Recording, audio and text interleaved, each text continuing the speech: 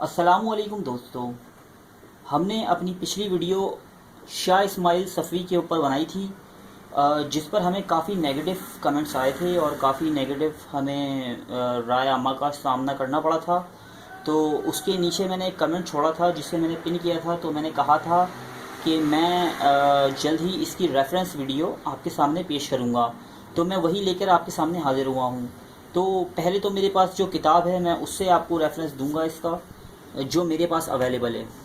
तो ये तारीख़ ईरान है, जिल्द दोम। ये तालीफ़ है प्रोफेसर मकबूल बेग बदख्शानी की, और ये ईरान के एवॉर्ड याफ्ता एक राइटर हैं। और इन्होंने अपनी किताब में, ये काफ़ी मशहूर किताब है तारीख़ ईरान में, और ये ईरानियों की ही लिखी हुई है। तो ये शाह इस्माइल सफ़वी के बारे में पूरा एक चैप्टर है, ठीक है ना जी। तो इसमें लिखा हुआ है सारा कुछ।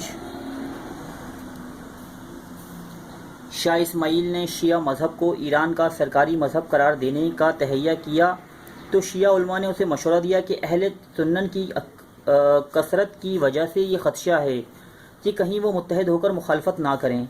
इसलिए खुतबा शिया फ़िलहाल अली ऐलान ना पढ़ा जाए। लेकिन शाह इस्माइल ने जवाब दिया कि खुदा मेरे साथ है और आयमा मासूमीन की हिमायत मुझे हासिल है। मैं किसी से नहीं डरता। अगर मेरे खिलाफ कोई आवाज़ बुलंद करे तो शमशीर नियाम से बाहर निकालूंगा और किसी को ज़िंदा ना छोड़ूंगा।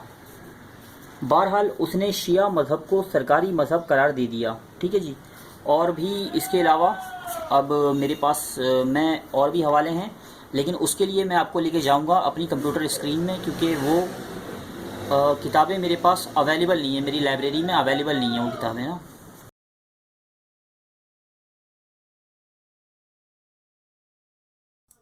जी दोस्तों, तो अब हम आ चुके हैं अपनी कंप्यूटर स्क्रीन में, और हम सबसे पहले खोलेंगे अपना गूगल क्रोम, और यहाँ हम सर्च करेंगे शाह इस्माइल 1। तो ये सबसे पहले साइट हमारे पास खुलेगी विकीपीडिया। तो हम इस पर जाएंगे, और तो अब ये सारा काफ़ी बड़ा इनका चैप्टर है और काफ़ी मालूमात दी गई है इसमें, लेकिन हम जाएंगे इनके रेन पर। तो अब आप इनके रेन में देख सकते हैं कि ये काफ़ी डिटेल लिखी हुई है सारे। रेन मतलब दौरे हुकूमत, कॉन्क्वेस्ट ऑफ ईरान और सराउंडिंग्स वगैरह। तो अब हम after proclaiming himself Shah, Ismail also proclaimed Twelver Shiism to be the official and compulsory religion of Iran. He enforced this new standard by the sword, dissolving Sunni brotherhoods and executing anyone who refused to comply to the newly implanted Shiism. तो आपको ये जगह जगह मिल जाएगी। अब मैं आपको इसका रेफरेंस भी दिखा देता हूँ, लेकिन ये बात आपके लिए काबिल एतबार नहीं होगी। आई नो, आपने कहा था, बहुत सारे लोगों ने कहा था कि विकीपीडिया उनके लिए काबिल एतबार नहीं है। तो ये क्लेवलैंड विलियम नामी राइटर की एक किताब थी। इसका नाम था आ history of the modern middle east. Waste view press की छपी हुई किताब है ये 2013 में, लेकिन ये आपके लिए काबिल कबूल नहीं होगी। तो अब हम उर्दू में लिखेंगे शाह इस्माइल सफ़वी। तो ये खोल लीजिए आप।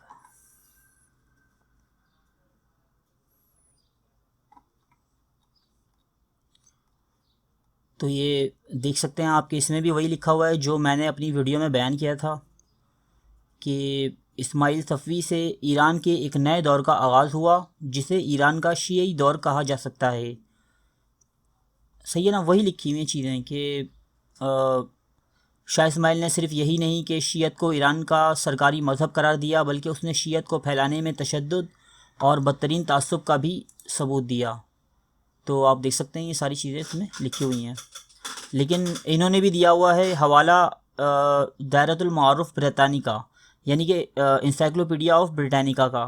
तो ये भी हमारे लिए काबिल कबूल नहीं होगा, आई थिंक, ठीक है ना।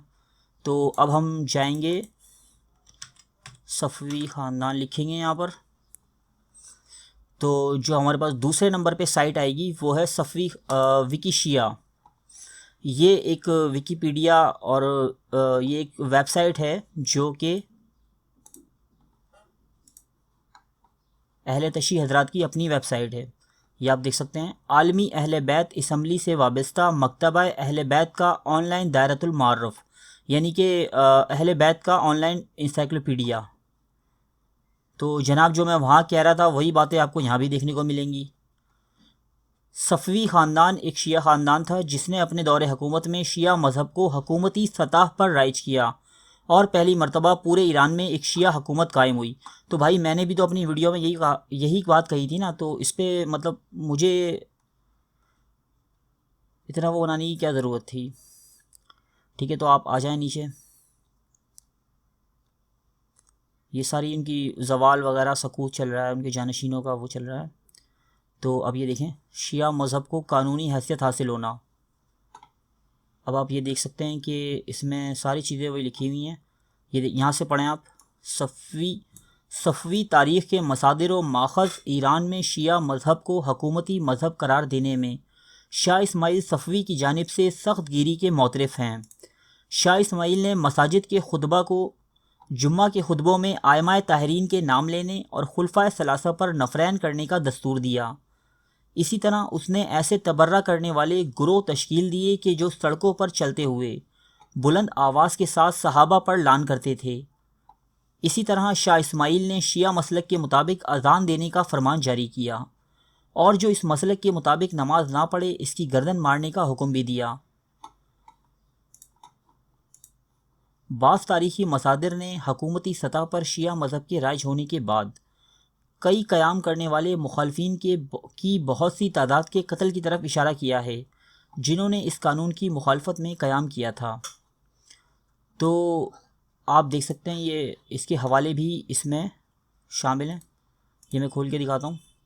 یہ مطلب یہ ایک تو وکی شیعہ ہے اور اوپر سے اس کے حوالے بھی موجود ہیں۔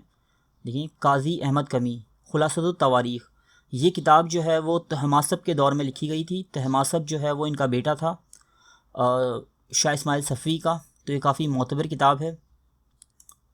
یہ جناب دی روضۃ الصفیہ، اس کے بارے میں مجھے نہیں پتہ، لیکن یہ بھی بہرحال ایک کتاب ہے صفوی دور کی،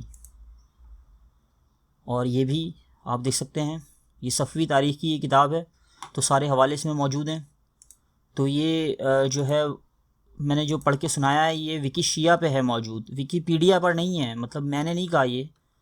تو فرینڈز ایسا نہیں ہے کہ میں جو ہے وہ کسی خاص مکتبہ فکر کو ٹارگٹ کر رہا ہوں، اور اس میں کسی مکتبہ فکر کی کوئی برائی بیان نہیں کی گئی ہے، صرف ایک بادشاہ کے قصے بیان کیے گئے ہیں جس نے اپنے مطلب کہ اپنے دور حکومت میں کافی ظلم ڈھائے۔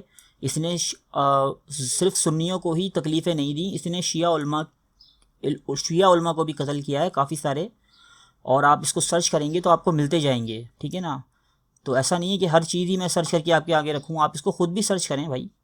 تو ایسا نہیں ہے کہ صرف میں نے کسی فرقے کو یا کسی مسلک کو پوائنٹ آؤٹ کیا ہے، ایسا بالکل نہیں ہے۔ یہ صرف ایک بادشاہ کی کہانی تھی، اس کو بادشاہ تک ہی رکھیں آپ لوگ، آپس میں آپ کمنٹس میں لڑنے لگتے ہیں ایک دوسرے سے اور ایک دوسرے کو برا بھلا کہتے ہیں، تو یہ میرے لیے کافی تکلیف کا باعث ہوتا ہے۔ میں ایک ایسا طالب علم ہوں جو نیوٹرل ہسٹری بیان کرتا ہے۔ میں نے اپنی ویڈیوز میں جو ہے وہ کافی سارے مطلب عثمانی بادشاہوں کے جو نیگیٹو پوائنٹس ہیں ان کو ہائی لائٹ کیا اور ان کو سامنے لایا میں، جس کے پیچھے مجھے کافی مطلب تنقید کا سامنا رہا۔ اس کے علاوہ ہندوستان کے مغل بادشاہوں کی میں کافی سارے کارنامے باہر لایا جن کے اوپر مجھے کافی تنقید ملی انڈین بھائیوں سے اور پاکستانی بھائیوں سے۔ تو دوستو ایسا بالکل نہیں ہے کہ میں جو ہے کسی ایک مکتبہ فکر کے خلاف ہوں، میری ہسٹری آپ کو بالکل نیوٹرل ملے گی، جس میں مطلب کوئی بھی ہو، مطلب میں اس کے بارے میں غیر جانبدارانہ حقائق بیان کروں گا۔ اس ویڈیو میں ایک چھوٹی سی غلطی تھی کہ حضرت عثمان رضی اللہ تعالیٰ عنہ کا دور جو میں نے کہا تھا شروع میں، تو وہ 651 عیسوی تھا، 1651 عیسوی میرے منہ سے نکل گیا تھا، سوری اس کے لیے۔